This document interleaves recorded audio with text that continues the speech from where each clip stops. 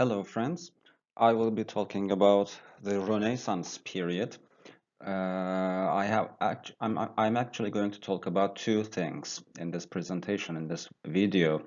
Firstly, I'm going to give you some information about the Renaissance in general, and then I'm going to talk about what happened during the Renaissance period in England. So there will be two parts to this to my presentation.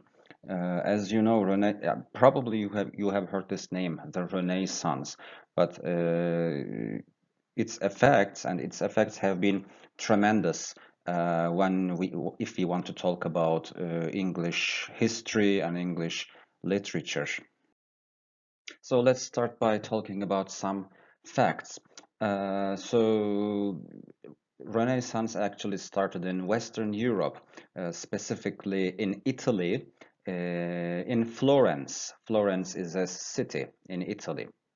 It's between the years around the years 1300 and 1600 in Western Europe. But of course, it didn't come to England immediately. So it's a gradual spread. There was a gradual spread of the Renaissance because there's a great distance between Italy and England. It took almost maybe 100 years to come to reach England. So the word Renaissance actually is an is it actually means rebirth. But what kind of a rebirth is this? I mean, what is reborn, you might ask? The ancient Greece and ancient Rome is actually reborn in this period. So this name, the Renaissance, was of course was given much later in history to this period. So, I mean, the people who lived during the Renaissance, of course, did not realize that they were living during the Renaissance, just like the people living in the Middle Ages did not know that they were living during the Middle Ages. They did not call their period the Middle Ages or the Renaissance or the classical era, things like that. So at the bottom half, you see chart of progression. I mean, first we have the classical era. By classical, we mean ancient Greece and ancient Rome. And what I'm actually trying to focus here is literature and architecture or art in general of the classical era of ancient Greece and ancient Rome. And then we have the Middle Ages. And after the Middle Ages, we have the Renaissance. So, why is the Middle Ages called the Middle Ages? I mean, it's because it's in the middle of Renaissance and the classical era. That is why it's called the Middle Ages. All right, but of course, the name Middle Ages was given to that period during the Renaissance. People who lived during the Renaissance thought that the glory, the success of the classical era was lost during the Middle Ages. Okay, that's why they thought of the Middle Ages as a dark period where science or literature was very, how can I say, was very unimportant. Okay, but then they believed that during the Renaissance, a rebirth of ancient era, of the classical era happened. By the way, in the background of this slide, you see two major works from the Renaissance era. On the left side, you see the Pieta, by Michelangelo. Okay, this sculpture is found in Vatican. Okay, and on the right side, you see the famous painting Mona Lisa by Leonardo da Vinci. Both of these works are Renaissance works. So let's start by Italian Renaissance. So as I have just told you, Renaissance started in Italy, Uh, why did it start in Italy? Because at that time, Italy was the greatest power in terms of commerce, in terms of trade. I mean, if you noticed, the cities which have a port are usually more liberal, but the cities which are inland are usually more conservative. So the port cities usually have lots of visitors, right? And those visitors actually bring a lot of new things, a lot of new ideas into that city. That's why Renaissance started there, because Italy was the greatest power in terms of trade at the time. And this situation also was reflected into art as well. I mean, the Renaissance artworks are still, I mean, still considered as the most powerful, as the most aesthetic works. Because this was because Renaissance started in Italy, I mean, in port cities, uh, people, I mean, ordinary people started to get really rich, okay, through commerce. Uh, Previously, for example, during the Middle Ages, the richest centers of power were, I mean, the people who were the richest during the Middle Ages were usually the kings or the church, okay? But during the Renaissance, people who were conducting trade, who were merchants, became even richer than the kings.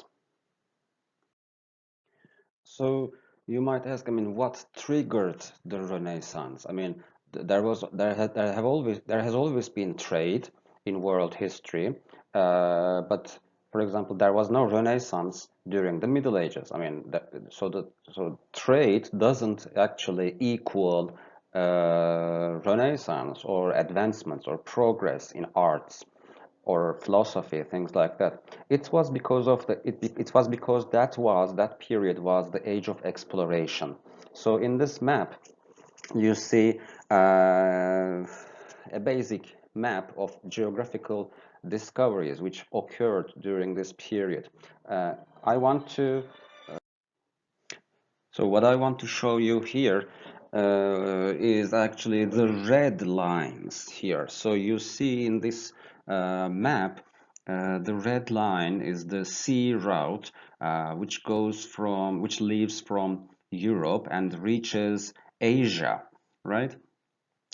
So previously, for example, in the Middle Ages, people used to use land roads in order to reach Asia. Well, during that period, during the Middle Ages, Asia or Middle East were the richest places, and Europe was actually in a kind of a dark period. Okay, a lot of scientific discoveries or inventions were actually made in places like China or Arabia. Okay, for example, gunpowder or paper, things like that, or mathematics. These kinds of things were most advanced in Asia and in Arabia.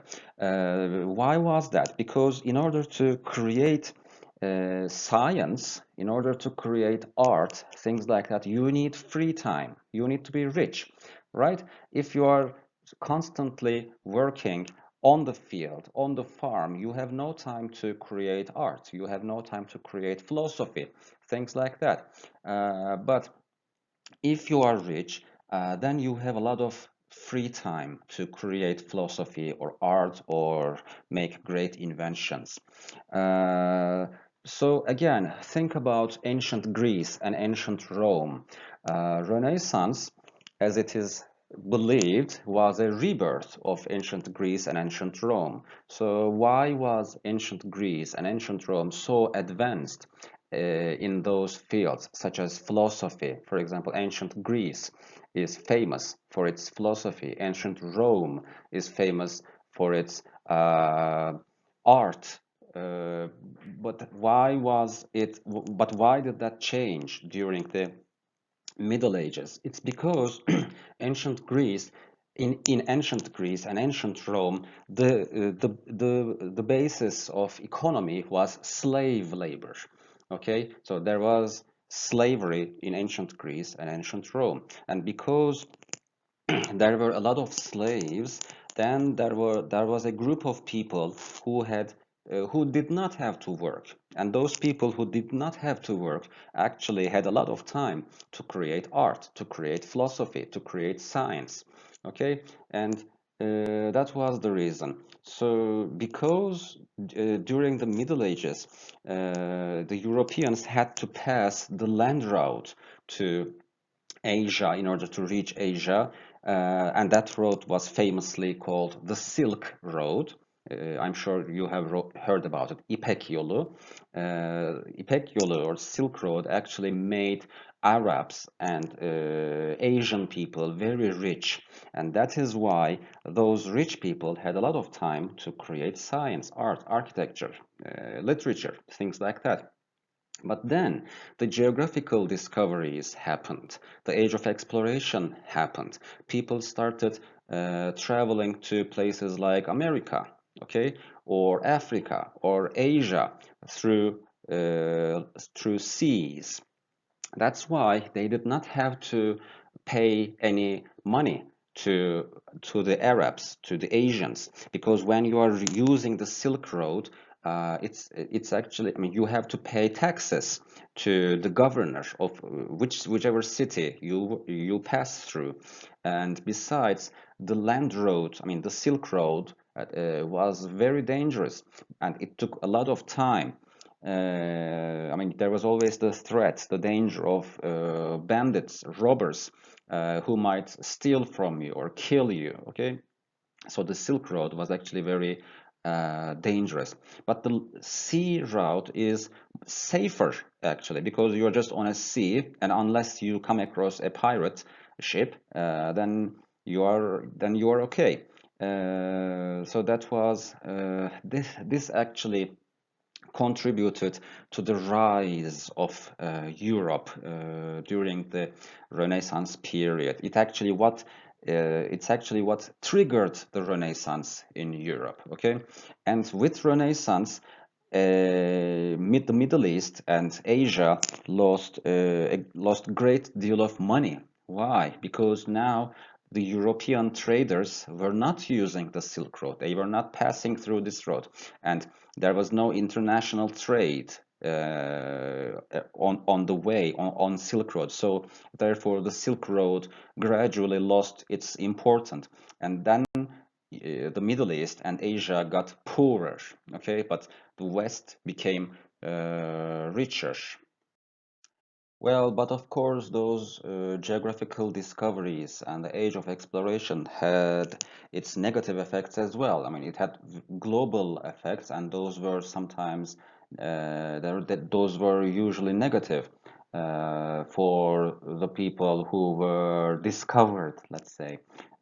So the age of exploration actually led to the age of imperialism, because those powers, those navigators, those explorers who went to America, for example, or who went to Africa, they actually started colonialism. They started imperialism, where they they actually stole from those people who were living in those places. They were enslaved and they were exploited.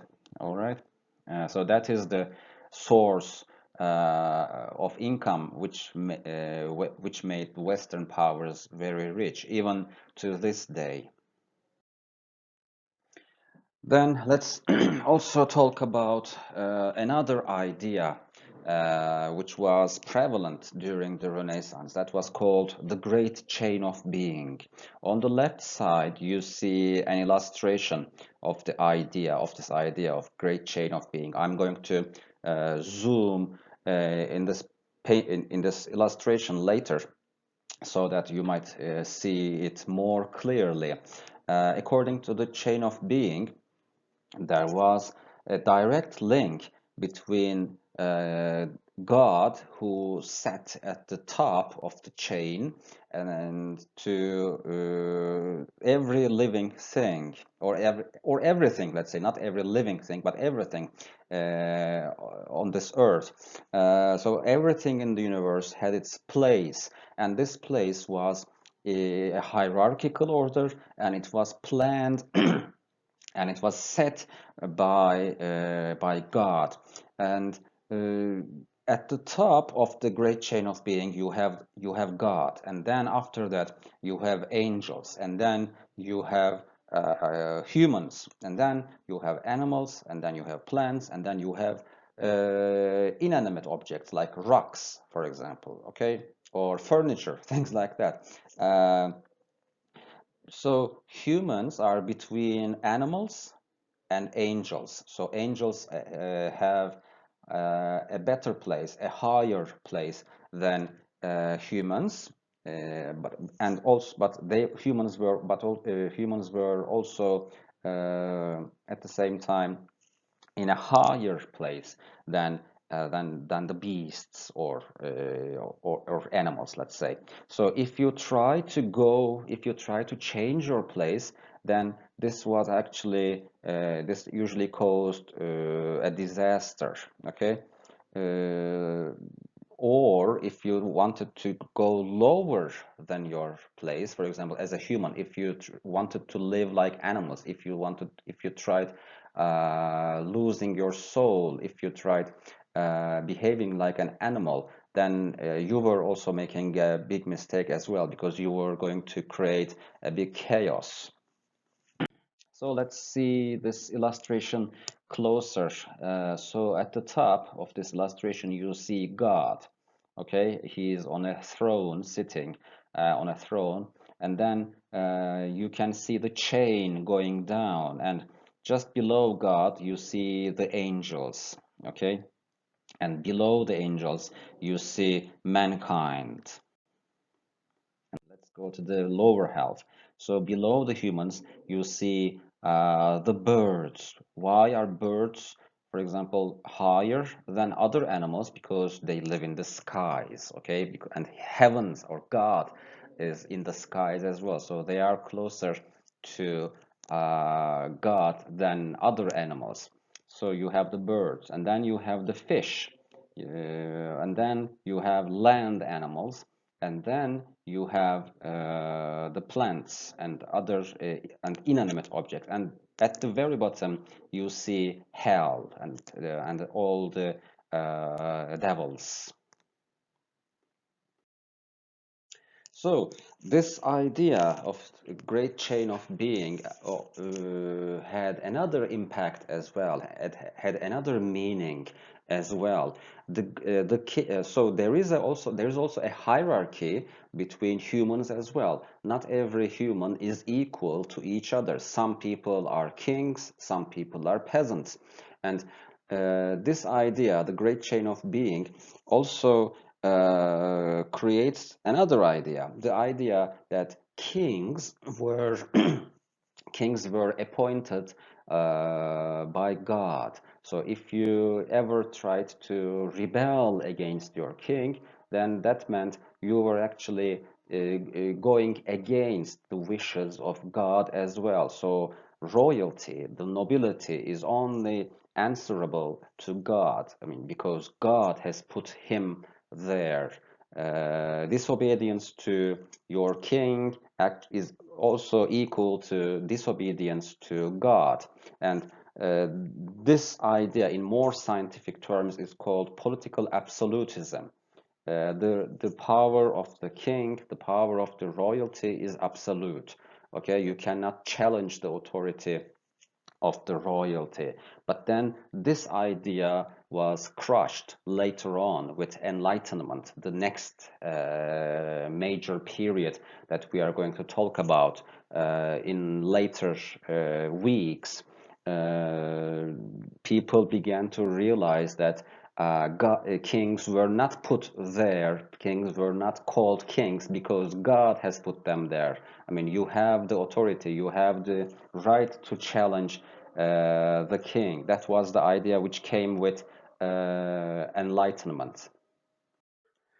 Another another great event, which was both the cause and the effect of Renaissance, was actually the invention of printing press.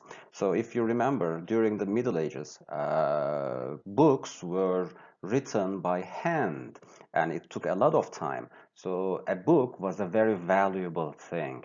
Okay, but Johannes Gutenberg, was a German inventor, and he invented the printing press.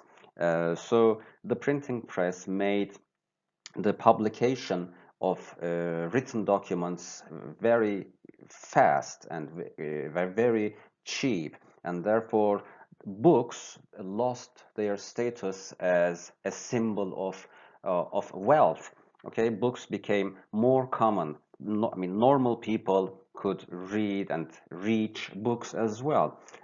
Some effects of the printing press were, for example, the printing press made possible the sharing of knowledge. So imagine that you are a German scientist, and you have made some experiments, or you have made some discoveries, but a person living in England, for example, doesn't know that. So, but if you can easily publish your findings, if you can easily publish your research, then this other scientist, this English scientist, can read and analyze your scientific discovery easily. So scientists could form communities between themselves.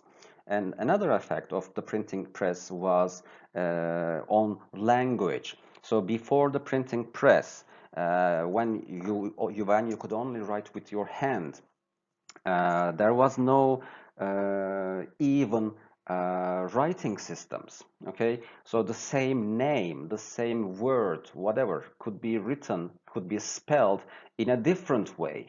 But with the printing press, language became more uniform. Okay, there was a standard about how to write anything, how to write any word.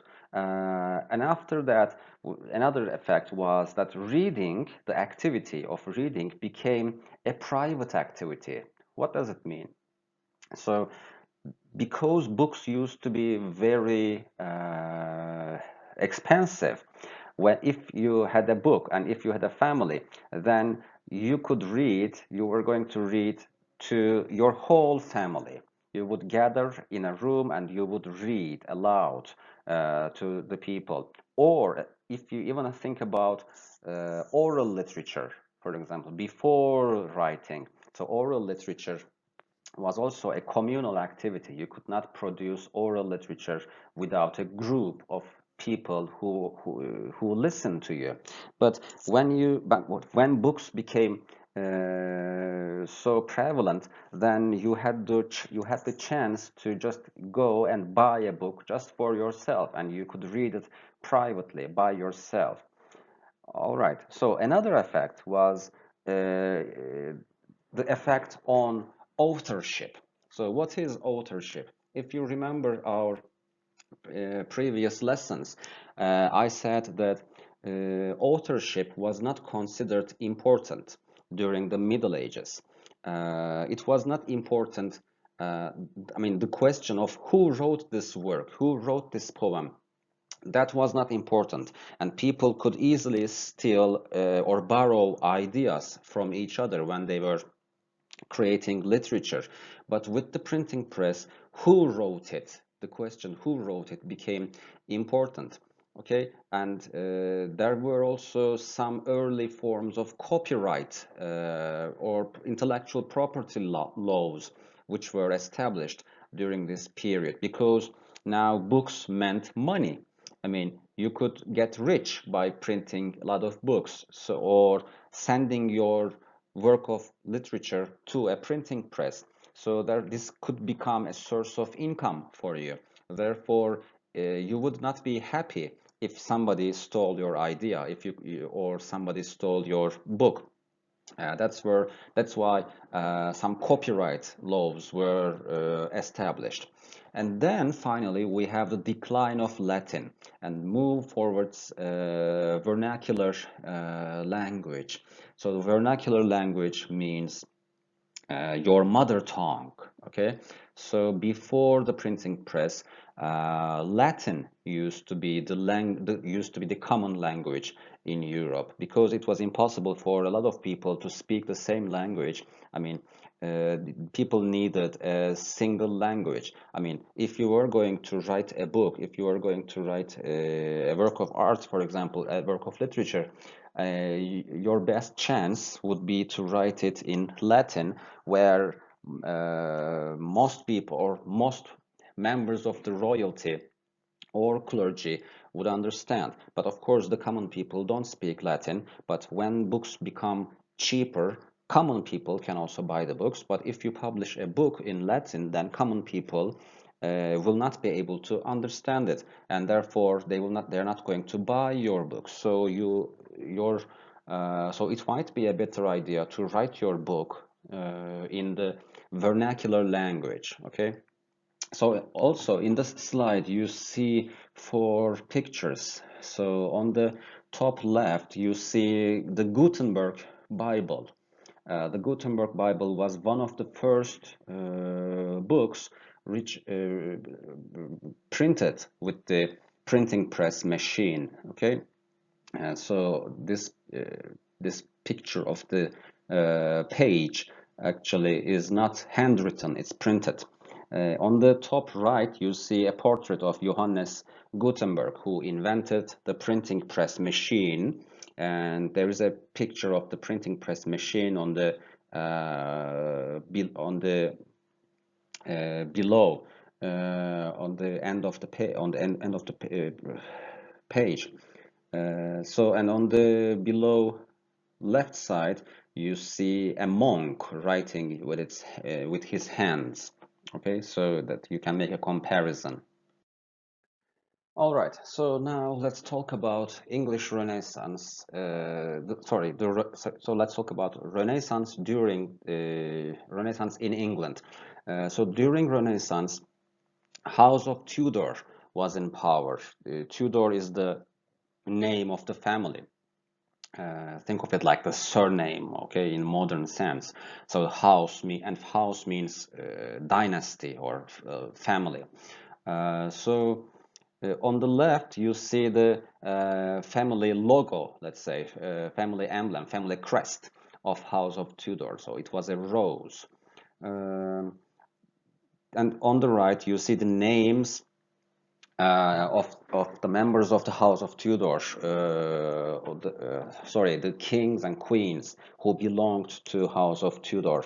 And in parentheses, you see the birth and death dates, and after them, under them, you see the letter R, which means reigned or ruled between those dates. Okay, so at the top, we have Henry the Seventh, and then Henry the Eighth, and then we have Edward the Sixth, then we have Mary the First, and then finally we have Elizabeth the First. So let's try to create a family tree. So Henry the Seventh is actually the father of Henry the Eighth. And Edward, Mary, and Elizabeth are all children of Henry VIII. Okay, so it was not a linear succession, but it was kind of different. Okay, so Henry the Seventh is the grandfather of Edward, Mary, and Elizabeth. So let's talk about Henry VII. So he encouraged this new idea of the new learning. So what is the new learning? New learning actually refers to the new methods of learning. I mean, which depended on observation rather than memorization.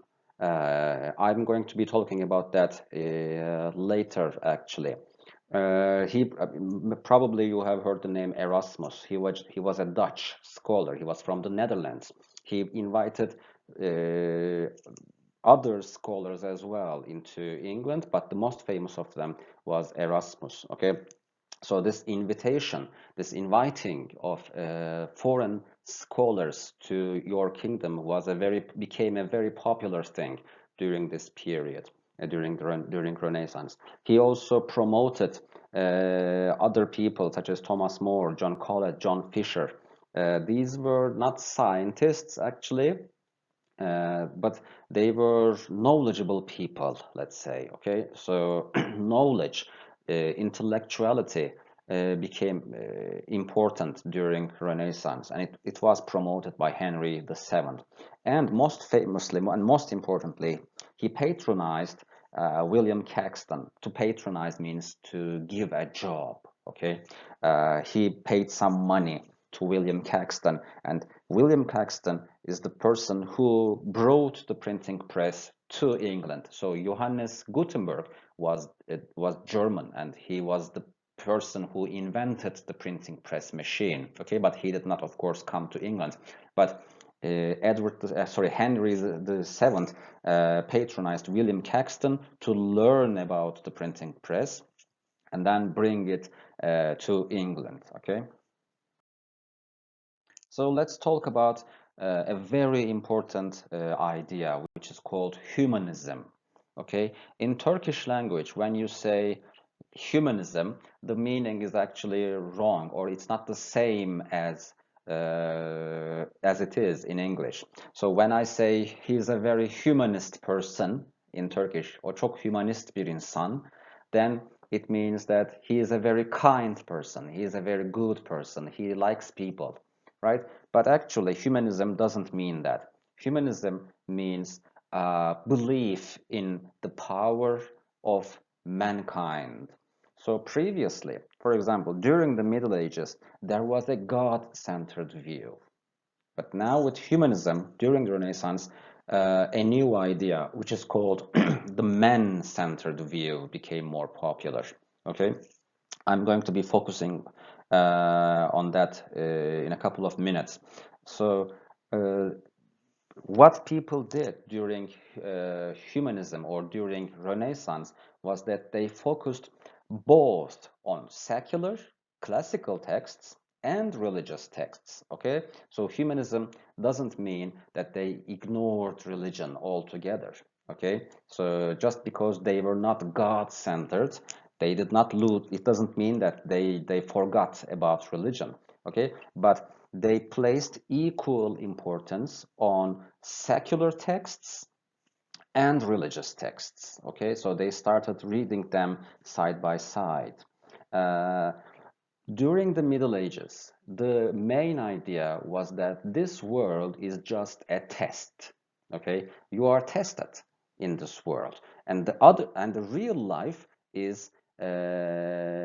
real life starts when you die, when you are in heaven or when you are in hell. Okay, so this world is not important. That was the idea during the Middle Ages. But with humanism, people began to believe that this world, this life is also important. Okay, well, yes, your other life, your afterlife is more important, but this world is not just a test. This was an idea which started with humanism during Renaissance. And when you have this kind of an idea, you also automatically can believe that you can change this world as well. I mean, you can make this world a better place. But during the Middle Ages, people usually did not have this kind of an idea. They did not believe that this world could be made better by humans. Only God can make this world better. That was the idea. And we are on this world just to follow God's orders. But now that changed with humanism. So we had during the Middle Ages and this learning style called medieval scholasticism.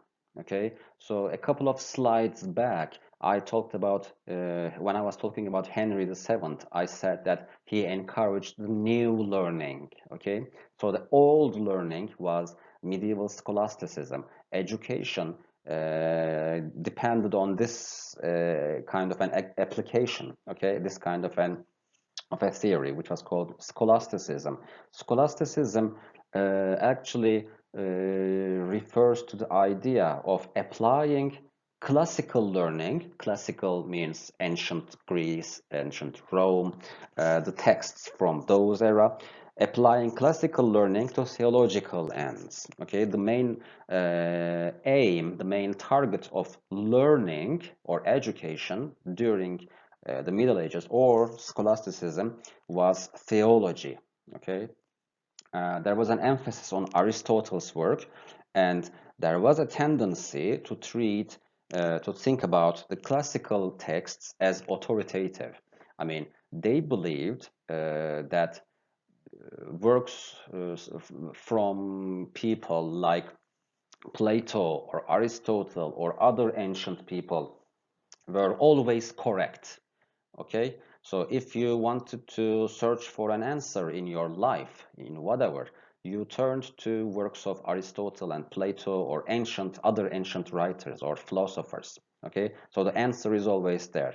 You can also apply this idea to religious texts as well. I mean, with scholasticism, if you need answers to anything, you search for this answer in Bible, okay, or in the words of uh, ancient people, ancient members of the clergy, old members of the clergy.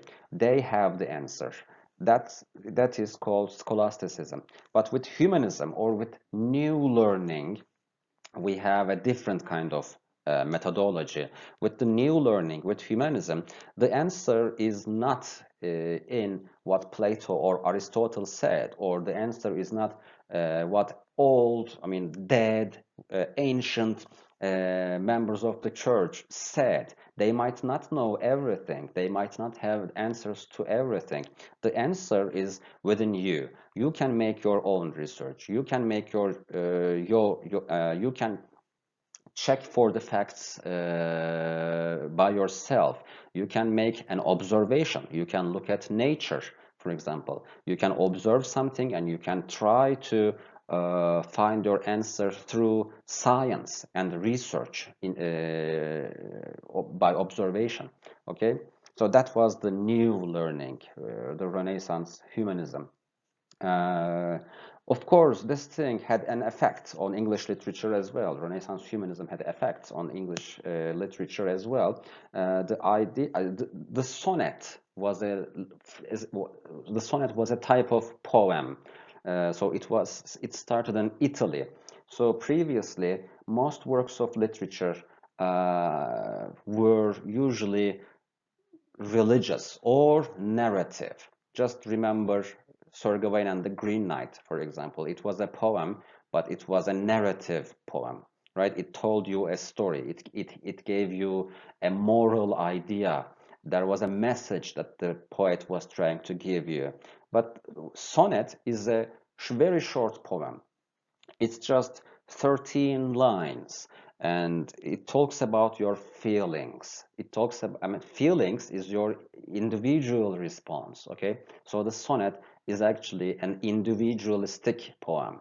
So that poem was, that kind of poem was started in Italy and then it came to England by Sir Thomas Wyatt. Sir Thomas Wyatt was a very famous English poet, and he introduced the sonnet into English.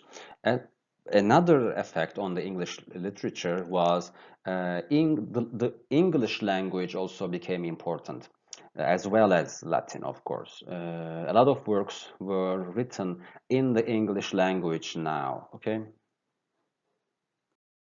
So another concept that I want to talk about is the Renaissance man. So Renaissance man is a phrase. Renaissance man knows a little bit about everything. Okay, so the idea was that a well-educated person should not specialize in something, or he should not be good in only one thing. You should not be only a good doctor, or you should not be only good with fighting as a soldier, but you should know a little about everything. That was the popular idea, Renaissance men. Okay, so and your education, the goal of education was not to specialize you in something, but to make you an all-around, well-educated or skilled person. All right. Okay. Another effect of Renaissance was scientific revolution. So scientific revolution did not actually happen in just in England, but throughout the Western world as a in general. Okay, so some scientific texts were rediscovered, let's say. So what were these scientific texts? These scientific texts were the texts which were written by ancient Romans and ancient Greeks. So these texts were actually forgotten during the Middle Ages. At least they were forgotten by the Europeans, let's say, because for example, the people in the Middle East, I mean, like Arabs, for example, they knew about Plato, they knew about Aristotle, they knew about the Roman writers. So that's why they were intellectuals during the Middle Ages. So the Middle Ages was the golden age, in fact, for the Muslims, let's say, okay? But it was the dark age for the Europeans. And by learning other languages, by getting rich and having more time to study, the Europeans actually rediscovered those ancient texts. And it's funny because what the Europeans did was that, for example, you have the text by Aristotle or Plato in ancient Greek, in the ancient Greek language. The Arabs translated them into Arabic, of course, and they read and they learned about those things. And then the Europeans discovered those translations by the Arabs, okay? So they translated Aristotle or Plato into Latin or into English or into German from Arabic. Okay, so they rediscovered those scientific texts. They started also using Arabic numerals. So before the Arabic numerals, the Europeans used Latin numbers, and it was confusing, and there was no standard. Okay, but Arabic numerals, as you know, are actually the numerals that we also, I mean, that people use all around the world. Okay, each number is written by just a single symbol. Okay, so those are the Arabic numerals. All right, so there were some, and also finally, the most important thing was that people stopped using scholasticism. And for example, they did not look for answers in a book. They looked for answers in nature. They made research, they made scientific observation. Okay, so if you have a problem, you cannot find your answer all the time in those old books. So there were some important figures, important people, which actually triggered the scientific revolution. Those were Copernicus, who came up with the heliocentric theory. So helios means sun, okay? Centric means the center. So the idea was that the sun was in the center and all the planets revolved around the sun, which we know is true right now. But before that, before Copernicus, people believed that Earth was in the center, and the sun and the moon and all planets revolved around Earth. That is wrong, as you know.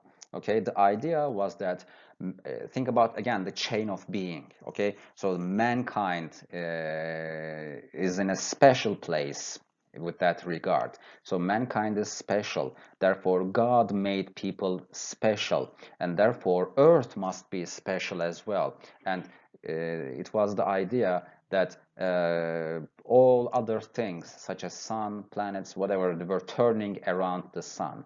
But Copernicus just discovered that that was wrong. Okay, he discovered that earth is just one regular unimportant planet.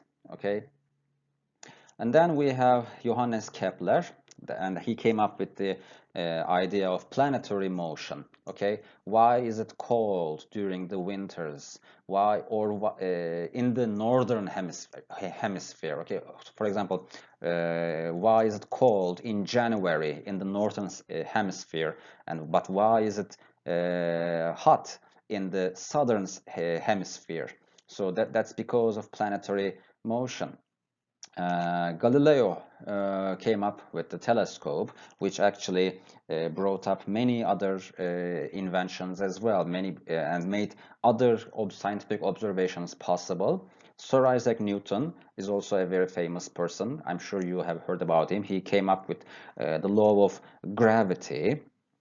And then we have William Harvey, who came up with who discovered that blood actually circulates around our body. All right, so there were also some non-scientific or unscientific ideas as well during this period.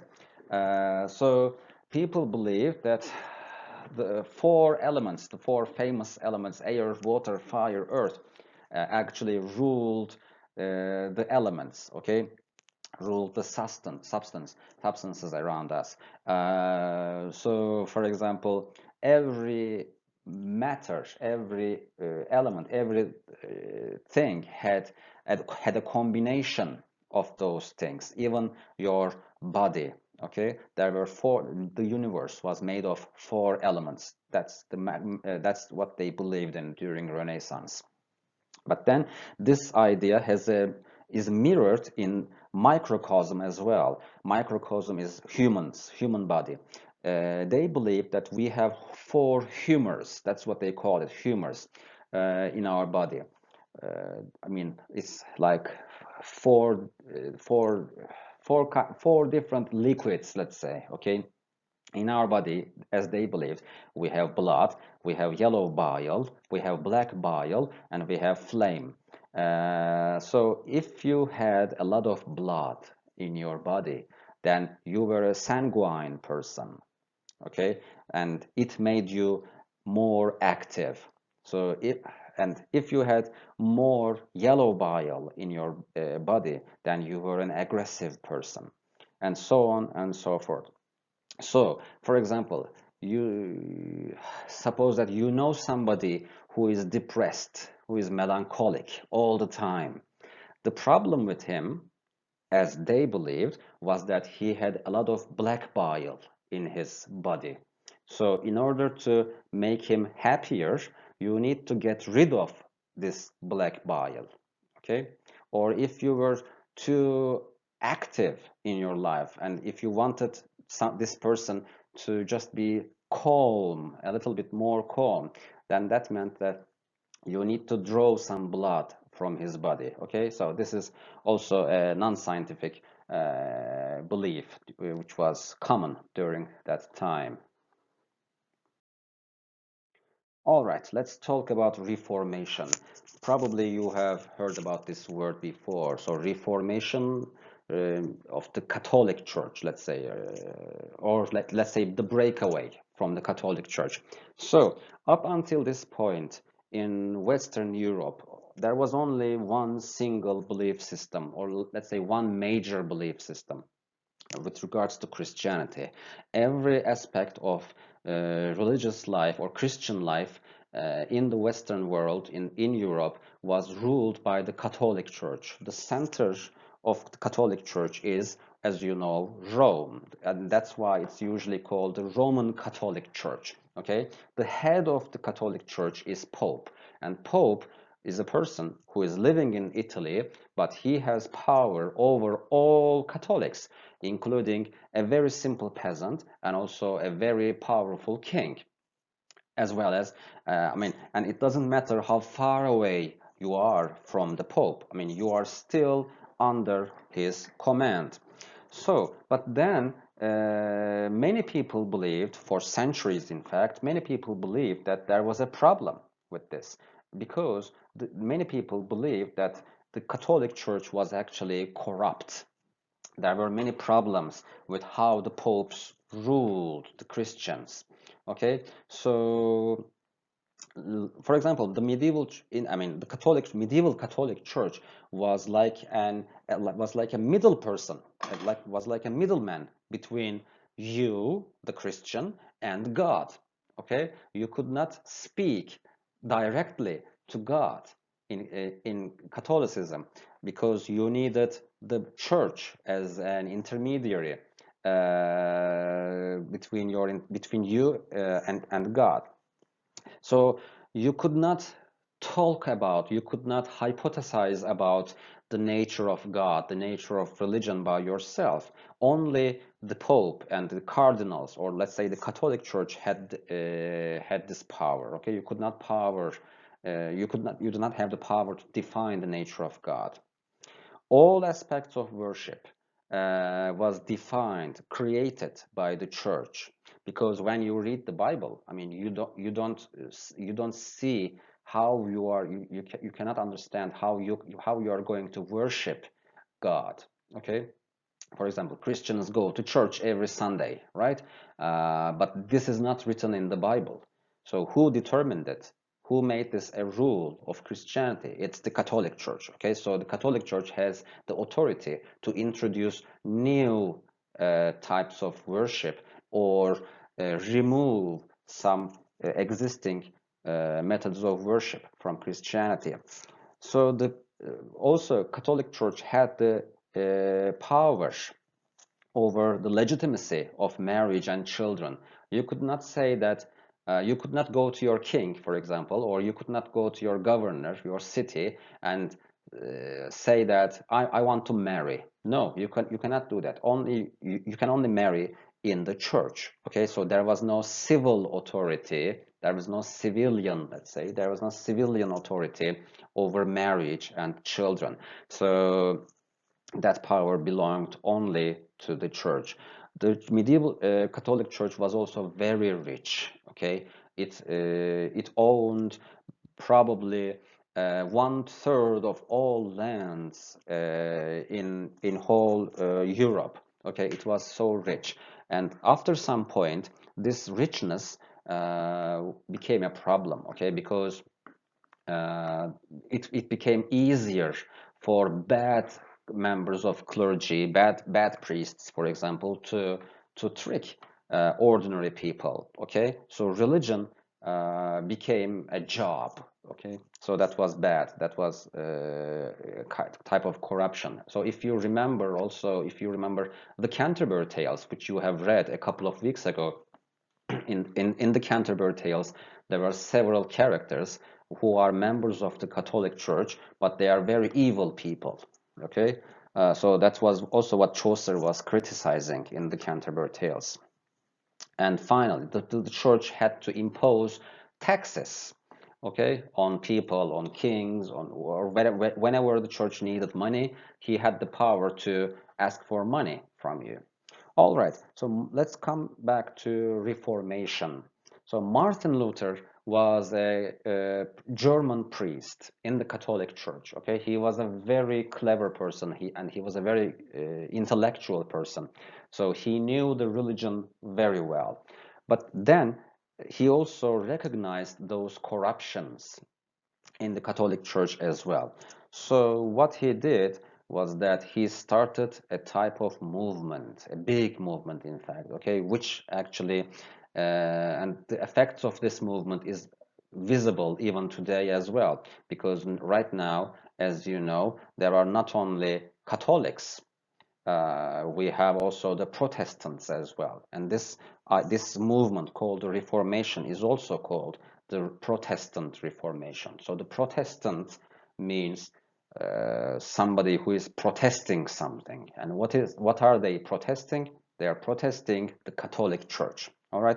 So in 1517, Martin Luther, this German priest, wrote a document called 95 Theses. Okay, so theses is the plural of thesis. So he wrote this down and he nailed it on the door of a big cathedral. Okay, so in this 95 thesis, he puts forward some ideas about how to reform the church. He wrote down what he saw as wrong and corrupt in the Catholic Church. For example, he criticized the sale of indulgences.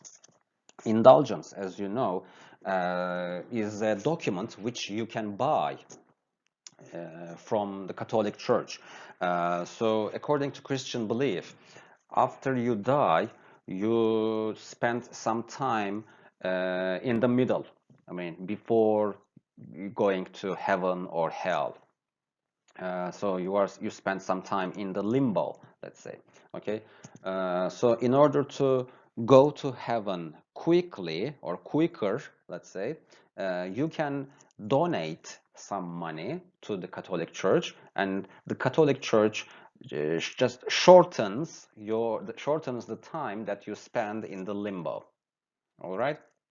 So that was seen as a corruption by Martin Luther, because he said you are just trying to interfere in God's business. Only God can determine how much time you're going to spend in the limbo.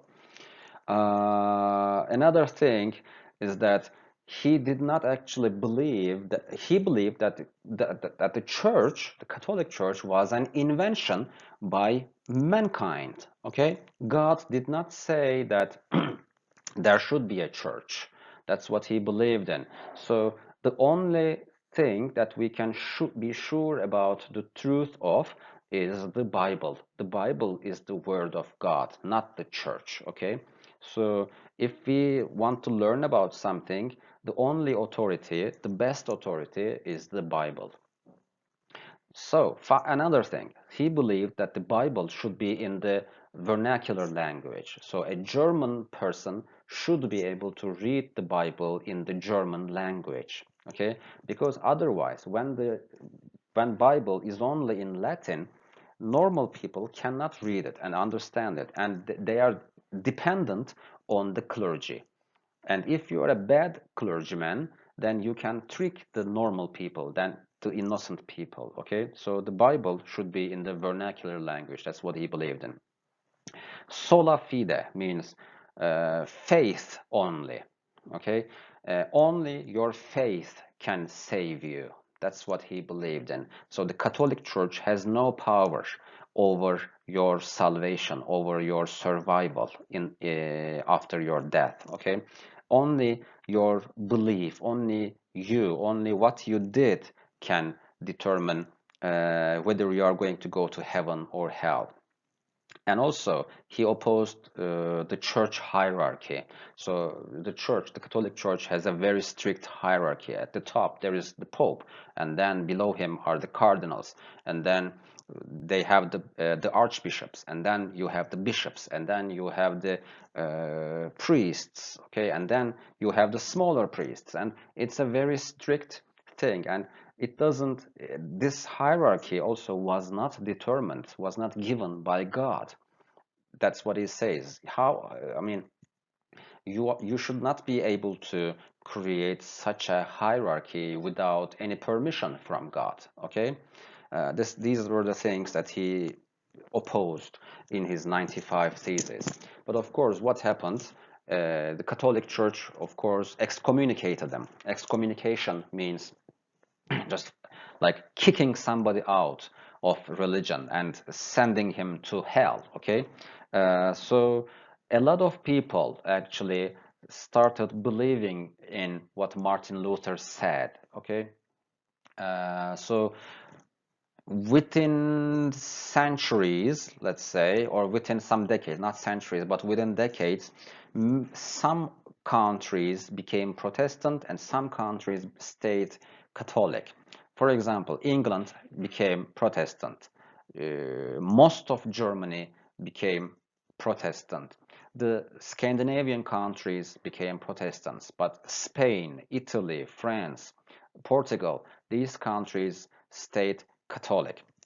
And a big war happened between these two religious groups, the Protestant countries and the Catholic countries. Okay, and it was very bad. All right, so let's talk about Henry VIII.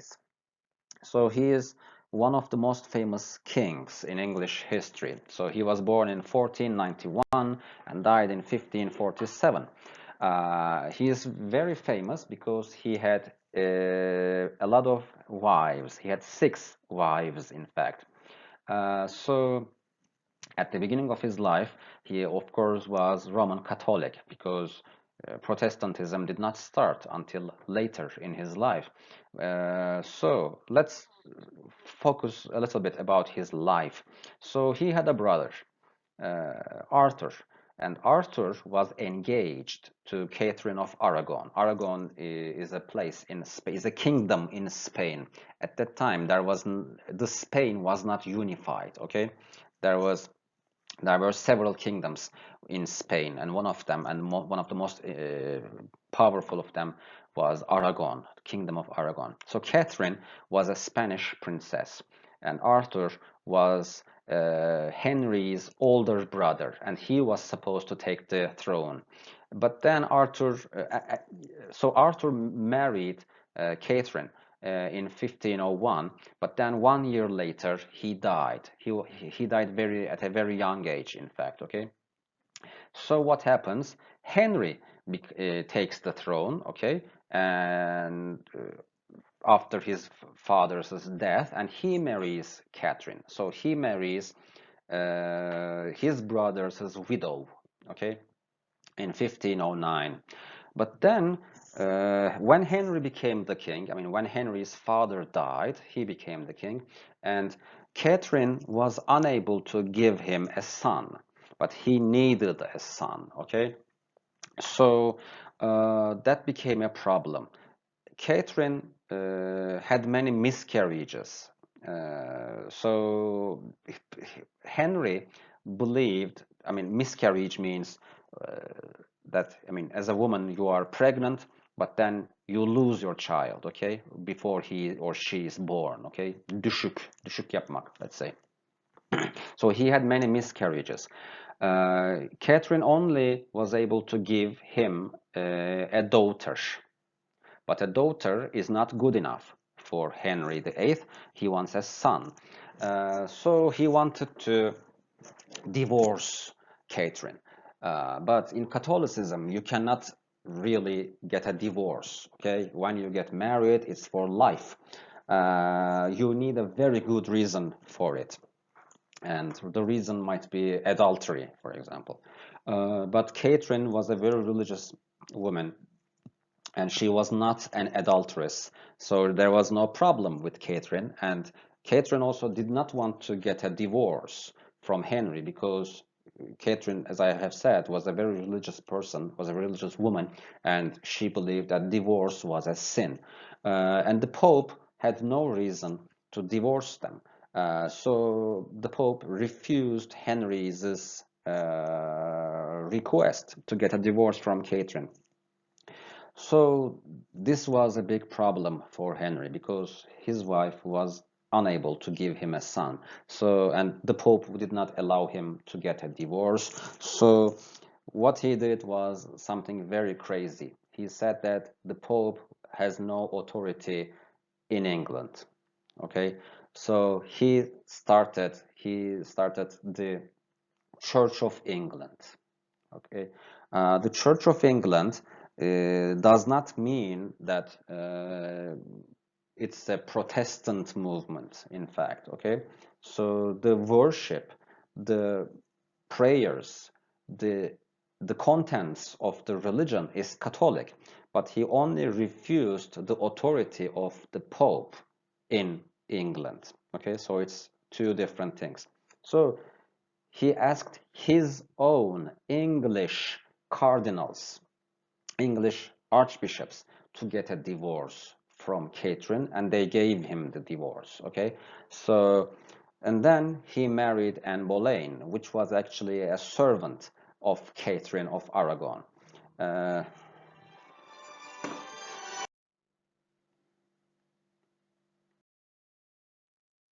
so let's talk about the English Reformation, or let's say the church, the establishment of Church of England. So when Henry was king, the Pope was Clement VII.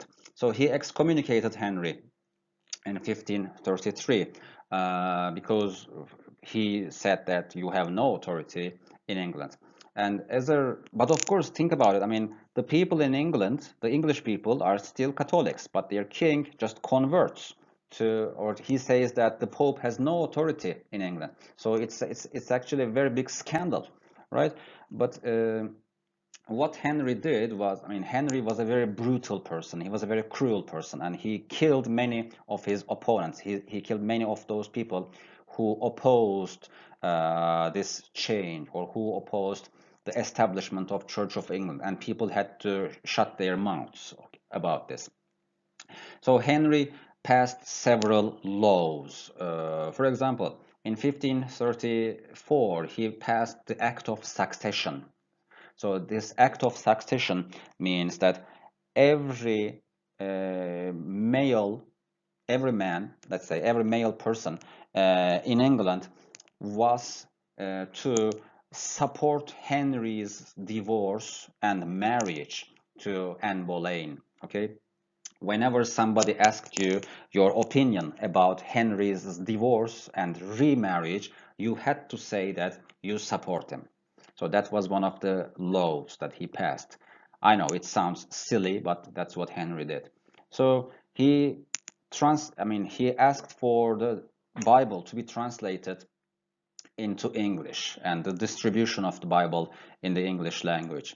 He ordered that the church services, for example, the Sunday service, every Sunday they meet in the church, but this service was held in the Latin language. But now the sermons, for example, was to be given in the English language. He broke away with Rome, and he said that we are now the Church of England. And he took the lands of the church. All right, he confiscated the church lands. So, as I have just told you, he was famous because he had 6 wives. So you see here the 6 wives of Henry VIII. So on the left side, you have Catherine of Aragon, his first wife. And then you have Anne Boleyn. Then you have Jane Seymour. And then you have Anne of Cleves. Then you have Catherine Howard. And then you have Catherine Parr. Okay, these were the 6 wives of him. So uh, the first 3 wives actually were able to give him children. So Catherine of Aragon, his first wife, gave him a daughter. Anne Boleyn gave him another daughter, and Jane Seymour gave him a son. Now, with his third wife, now he was happy because he finally could have a son. So Catherine of Aragon gave him Mary the First. Then Anne Boleyn gave him Elizabeth the First, and Jane Seymour gave him Edward the Seventh. So you might maybe you may pause the video here and have a look at this list. So Catherine of Aragon, he was married the longest to her. He was married him for 23 years, almost 24 years. And he is the mother of Queen Mary the First. Then he married Anne Boleyn, and he stayed with her around 3 years. And then he executed her. Then he had Jane Seymour, and Jane Seymour gave him Edward the Sixth, as I have just told you. And then Jane Seymour died, and then he married Anne Cleves, and then he annulled their marriage. Annulled means to make the marriage like it's like a divorce. Okay, he divorced Anne of Cleves, and then he married Catherine Howard, and he executed her. And then he married Catherine Parr, and he died before Catherine Parr. Okay, finally. So after Henry VIII died, we have Edward the Sixth on the throne. Edward the Sixth was the youngest child of Henry VIII, but because he was the son, because he was male, he took the throne. Okay, so he took the throne when he was 10 years old, but then he died when he was 16 years old. His mother was Jane Seymour, his third wife. He was a Protestant, and he ordered the publishing of the Book of Common Prayer. The Book of Common Prayer is like an English book of prayers in the English language. How can I put it? I mean, it's like a collection of the most important prayers. It's not the Bible, but it's a prayer book. Let's say there are a number of prayers in this book, and it is written in English, and you can buy it, and you can have it in your home, and you can read it whenever you want. You don't have to read the whole Bible. I mean, this Book of Common Prayer has the most important parts of the Bible. But then he died, he very young. Then we have Mary the First. So he had no other sons. I mean, Henry VIII had no other sons. And as you remember, Catherine of Aragon, his first wife, had given him a daughter. That was Mary. So you remember Catherine of Aragon was a Catholic, and she never converted to the Church of England. So Mary was also a Catholic, a very religious Catholic, and she actually hated her father because of the way he treated her mother. And she was a Catholic, and she wanted to revert the religion back to Catholicism. So she restored the Mass into the Latin language again. I mean, as you remember, Henry VIII had ordered the church service to be held in English, but then she said, no, it's going to be Latin again. She banned the Book of Common Prayer. She reaffirmed the authority of Rome. She said that, no, Church of England is gone.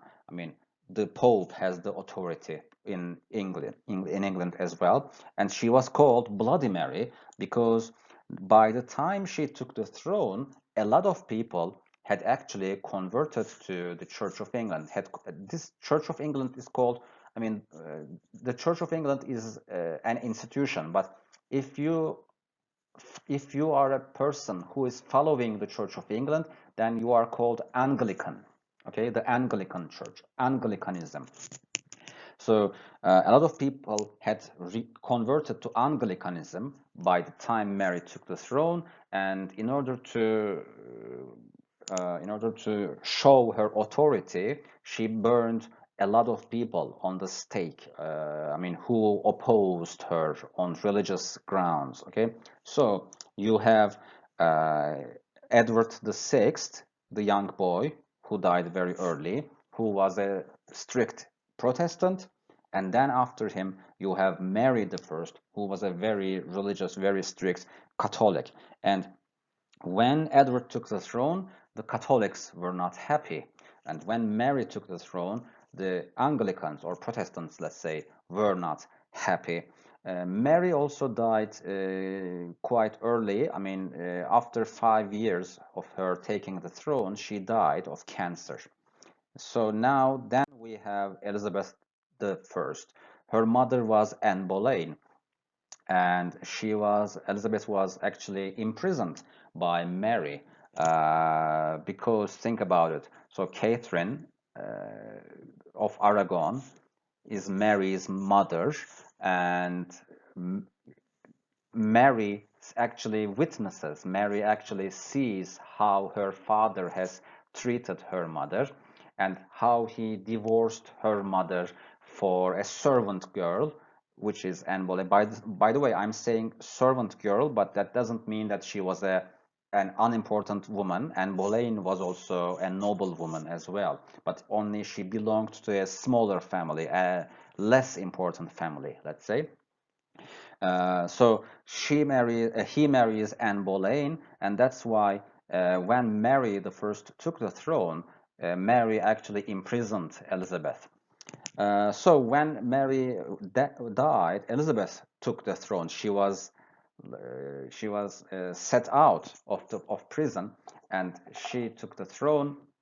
And she reigned for a long time. Actually, she was a very successful monarch. In fact, it's because she followed a balanced policy between the Catholics and the Anglicans or Protestants, let's say.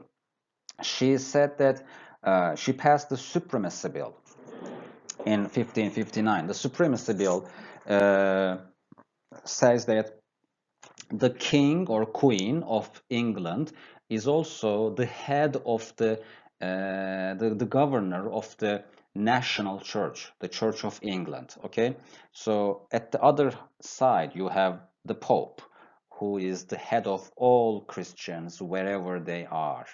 Okay, so the Pope is the religious head, religious governor of King of France, King of Spain. But Elizabeth says, no, I am the head of the English people in terms of religion. That's what she said. So at this time, there's a difference between the Anglicans, Catholics, and Puritans. So Puritans, so that is a new word that you are seeing now. So you know what Anglicans are. Anglicans are the followers of the Church of England. Then you have the Catholics who follow the Pope, and then you have the Puritans. The Puritans can also be called extreme Protestants.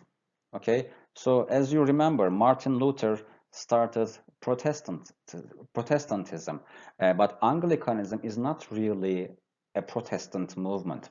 It just says that well, the contents of the religion is the same as Catholicism, but I only refuse the authority of the Pope. That's what the Anglicans say. The Puritans are the real Protestants.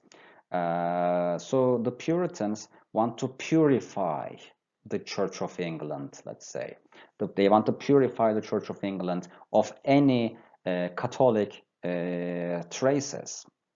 So there were three main religious groups in England: Anglicans, I mean the members of the Church of England. Then we have the Catholics. Then we have the Protestants or Puritans. So she supported the arts. She invited many poets into her court, and for example, and a lot of famous poets and playwrights actually started their careers during Elizabeth I's time. For example, Shakespeare actually wrote during her reign. Okay, I mean, Shakespeare did not live in the court, but he wrote his plays during or he started writing his plays during Elizabeth's reign. Another important thing is that she was also called the Virgin Queen, which means that she never married. That's actually the very opposite of her father. If you think about it, her father married 6 times, but she never married. So why did she never marry? It's because if she married, it's because of religion again. So some people in the country are Anglicans, some people in the country are Catholics, and some people in the country are Puritans. If you marry a Protestant, then the Catholics will be angry.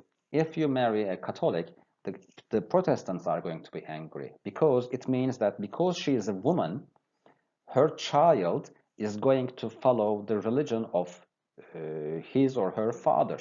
Okay, so if the husband is a Catholic, then the child is going to be a Catholic, which means that the next monarch is going to be Catholic. Then the Anglicans will be unhappy. Okay, so you get the idea, you get the logic of her never marrying. So she never married, she never had any children.